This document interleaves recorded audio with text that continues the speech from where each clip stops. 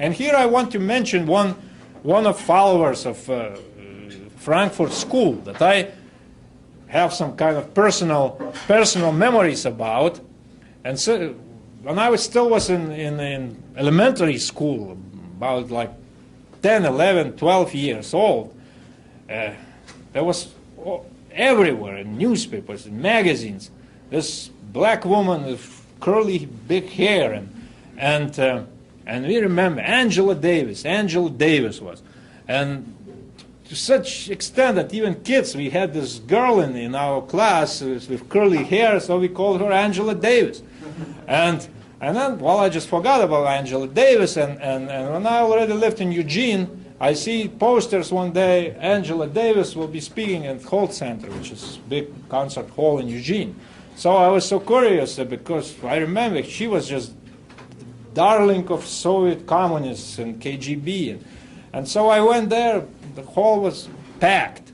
And then she came to university. Again, I went to listen to her while I'm open-minded. Nobody was protesting there. She was just like hero.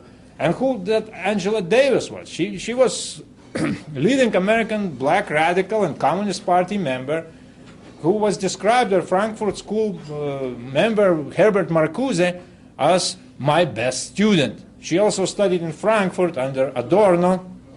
And then she went on the run after purchasing the guns used for a failed raid on a Marin County, California courthouse that resulted in several deaths, including the decapitation of a judge.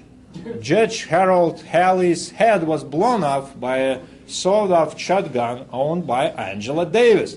She supplied the hijackers with a small arsenal, but claimed not to know the purpose for which it was used. Davis was on the FBI's 10 most wanted fugitives list. In 1972, 18 months after her capture, she was tried and acquitted. The fact that she owned one of the guns used in the crime was not sufficient to establish her responsibility for the plot. She was acquitted by a jury that makes that from the O.J. Simpson case appear reasonable and unbiased. Following the verdict, one juror faced news cameras and gave a revolutionary clenched fist salute. He laughed at the justice system, saying that prosecutors had been mistaken to expect that the middle-class jury would convict Davis. He and most of the jurors then went off to partake in a Davis victory party. Following her release, Davis temporarily relocated to Cuba. In 1979, Davis was awarded the International Lenin Peace Prize, formerly named the International Stalin Peace Prize. She was famously denounced by Alexander Solzhenitsyn for her cruel hypocrisy regarding the political prisoners of communist regimes. Then Davis ran for vice president on the communist ticket in 1980 and 1984. Davis's efforts were rewarded with tenure at University of California at Santa Cruz, where she is currently the presidential chair and professor with the History of Consciousness Department and director of the Feminist Studies Department. In 1997, she came out as a lesbian. So, well, when I was giving this lecture at university in Eugene, well, I said, nobody was protesting when this person came to speak there, and that's good. Why she should be protested. But when David Irving came, or Mark Weber came, or Tom Sunich came, there were protesters outside screaming. So this is good example. We have to let him. Yes, so we finish. Our enemies, those, as we like to call themselves, social engineers, do not balk today, loudly and proudly voicing their intentions. They know and admit with satanic certainty what we are doing. Well, I will give you examples of followers of Frankfurt School, and this will be a good ending. Take, for example, Susan Sontag, who declared that, I quote, "The white race is the cancer of human history." No, she was never condemned for such a hateful, racist statement. She was instead always lauded by the media and positively received by academia. Rewrite that sentence, for example, with Jewish race in place of white race, and the passage would, well, you know what I mean. Had Sontag so savaged her fellow Jews, her career would have ended right there. But her diatribe against the white race did not diminish her standing at all. Sontag subsequently won a MacArthur Foundation Genius Grant, and one recent survey found her the most respected intellectual of all time. Moreover, many Americans and Europeans have come to accept Sontag's indictment of their civilization and have volunteered pro bono to assist the persecution in making its case. Then there was another social philosopher in France, Jacques Derrida, famous for his bizarre theories on what he called deconstructionism. He sought to deconstruct, that is, destroy, basically, and I quote from him, the workings of strong nation states with powerful immigration policies, the rhetoric of nationalism, the politics of place, the metaphysics of native land and native tongue. Here, deconstruct is simply a politically correct euphemism for destroy.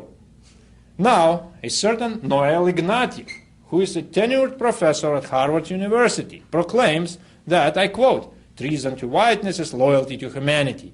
At the least, Professor Ignatieff intends cultural and psychological terror against all whites. It is still unclear whether physical extermination is also part of the program.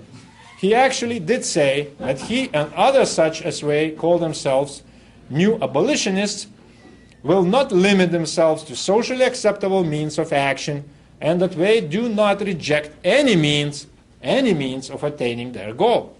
Professor Ignatieff does not believe his agenda is controversial at all. According to Ignatieff, I quote, the key to solving the social problems of our age is to abolish the white race. He even argues that abolishing the white race is so desirable that some may find it hard to believe that anyone other than committed white supremacists would oppose it. Thus, he put white people on notice. If they oppose their abolition, then they are white supremacists.